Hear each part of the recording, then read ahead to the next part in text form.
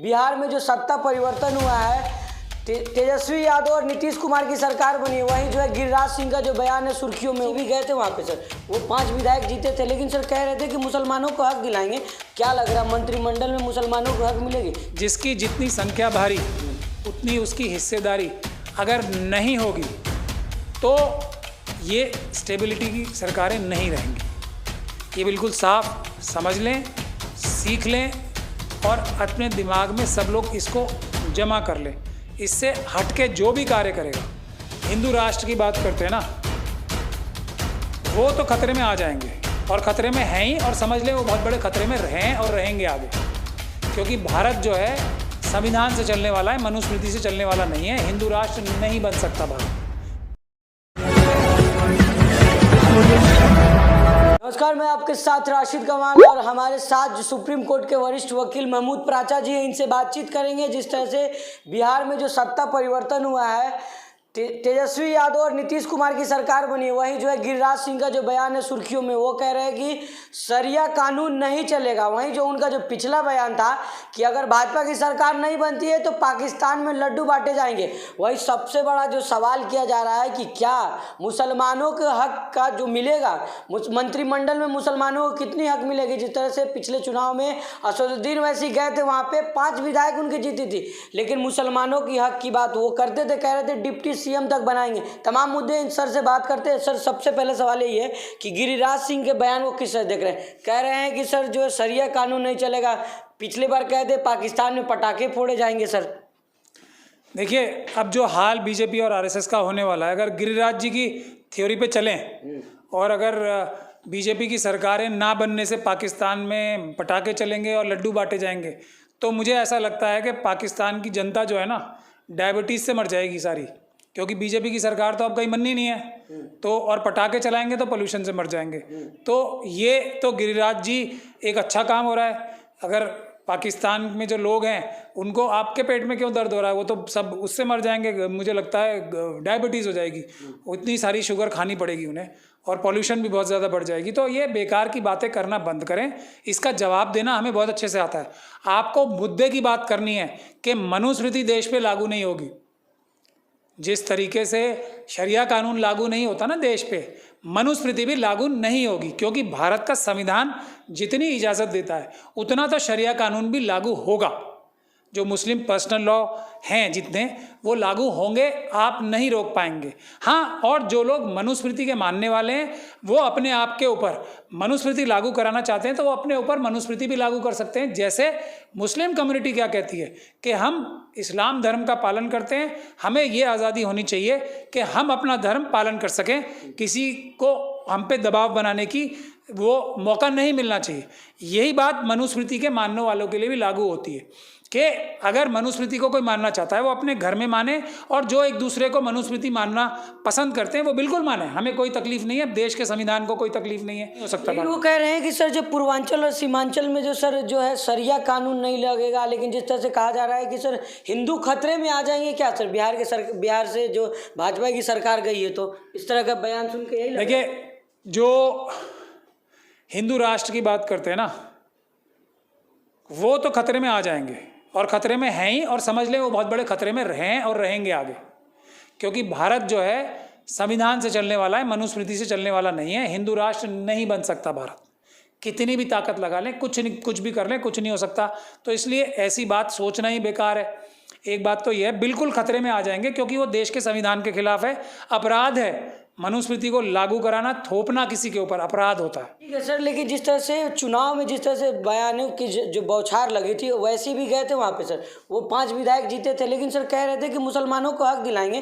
क्या लग रहा है, मंत्रिमंडल में मुसलमानों को हक मिलेगी? जिस तरह से विधायकों की संख्या बहुत है सर मुसलमानों की वहाँ पे। देखिए, जिसकी जितनी संख्या भारी उतनी उसकी हिस्सेदारी अगर नहीं होगी तो ये स्टेबिलिटी की सरकारें नहीं रहेंगी। ये बिल्कुल साफ समझ लें, सीख लें और अपने दिमाग में सब लोग इसको जमा कर लें। इससे हटके जो भी कार्य करेगा वो कभी भी सक्सेसफुल नहीं होगा। वक्ती तौर पे, टेम्परेरी तौर पे कुछ टाइम के लिए सक्सेसफुल हो सकता है, लेकिन जो अम्बेडकरवाद है, जो भारत का संविधान है, वो सबको बराबर का हक देता है। तो ना सिर्फ मंत्रालयों में मंत्री बनना कोई बहुत बड़ी बात नहीं होती है, मंत्री बनने की बात तो एक है, उसमें भी पूरी परसेंटेज के हिसाब से हिस्सेदारी मिलनी चाहिए, मुस्लिम समाज को ही नहीं सभी समाजों को। नहीं कहा जाता है कि सर मुसलमानों को हक नहीं मिल रहा है। मुसलमानों के अंदर भी जो ग्रुप्स हैं, सब ग्रुप्स हैं, उनको भी उनकी संख्या के हिसाब से हिस्सेदारी मिलनी चाहिए। ये है असली न्याय, ये है असली इंसाफ। मुस्लिम कम्युनिटी के अंदर उसी प्रकार से शेड्यूल कास्ट कम्युनिटी के अंदर भी जितनी शेड्यूल कास्ट कम्युनिटी की संख्या है उतने उसकी मंत्रालय मिलने चाहिए, उतने उसको कॉन्ट्रैक्ट मिलने चाहिए, उतने उसको हर प्रकार का जो भी हिस्सेदारी होती है स्टेट में, ज़मीन से लेकर आसमान तक, वो सब मिलनी चाहिए। और जो सब कास्ट भी हैं, शेड्यूल कास्ट में भी, ओबीसीज में भी और माइनॉरिटीज़ में भी, जो भी ग्रुप्स हैं अंदर भी उनको भी उनकी संख्या के हिसाब से हिस्सेदारी मिलेगी। जब भी मजबूत सरकारें रहेंगी, वो सीधा सा फॉर्मूला है, संख्या के हिसाब से रिप्रेजेंटेशन मिलनी चाहिए तो मजबूत रहेगी। नहीं तो आरएसएस और मनुवादी मानसिकता के लोग आज नहीं तो कल हर सरकार को तोड़ लेंगे। लेकिन सर जिस तरह से बिहार के में से देखा गया है कि जो है भाजपा जो समय समय पे परिवर्तन करते रहती है, पिछली बार भी नीतीश और लालू की सरकार थी, उसको भी तोड़ दिया था, लेकिन इसमें लग रहा है कि सर टिकेगी, ये सरकार टिकने वाली दिख रही है आपको? सर फॉर्मूला मैं बता रहा हूँ आपको, ये सरकार टिकेगी, हिस्सेदारी देगी तो ये सरकार को हटाने वाला कोई पैदा नहीं हुआ, और हिस्सेदारी नहीं देगी तो ये सरकार क्या, कोई भी सरकार नहीं बचेगी। ये बुनियादी फार्मूला है जो आज से समझ लेना चाहिए सभी को, और उस पर अमल भी करना शुरू करना चाहिए तो अच्छा है। हाँ, लेकिन जो अभी नज़र आ रहा है, ये सरकार ऐसी लग रही है जो सबको बराबर की हिस्सेदारी देगी और सबके साथ इंसाफ भी करेगी, मंत्रालयों में नहीं और भी नौकरियों में, कॉन्ट्रैक्ट्स में, और दूसरी जो ज़मीनें हैं उसमें भी हर तरह की फैसिलिटीज़ जो है, एजुकेशन में, सबको बराबर की हिस्सेदारी संख्या के हिसाब से मिलनी चाहिए। लेकिन सर जिस तरह से सर भाजपा के नेताओं का बयान आ रहा है, वो कह रहे हैं कि सर जो है हिंदुत्व के मुद्दे पर जनता ने भाजपा के समर्थन में नीतीश को चुना था। सर नीतीश ने सर धोखाबाजी किया बिहार के मुसलमानों से, हिंदुओं से, सबसे। सर देखिए, मेरा ऐसा मानना है, बाकी तो नीतीश जी ज़्यादा बड़े पॉलिटिशियन हैं और वो सब चीज़ों को समझते हैं। नीतीश जी के नंबर जो इतने कम आए हैं ना, वो भाजपा के साथ चुनाव लड़ने की वजह से आए नंबर कम, नहीं तो उनके नंबर्स इससे बहुत ज़्यादा उनकी कैपेसिटी है। तो ये उनको बात पहले भी समझ में आती होगी, लेकिन बहुत सारी वजह होती हैं कि भाई भाई में आपस में ज़्यादा लड़ाई होती है, प्यार भी होता है और लड़ाई भी होती है। तो जब तक ये प्यार रहेगा, भाजपा तो मेरा ख्याल से अब सुपड़ा ही साफ हो जाएगा।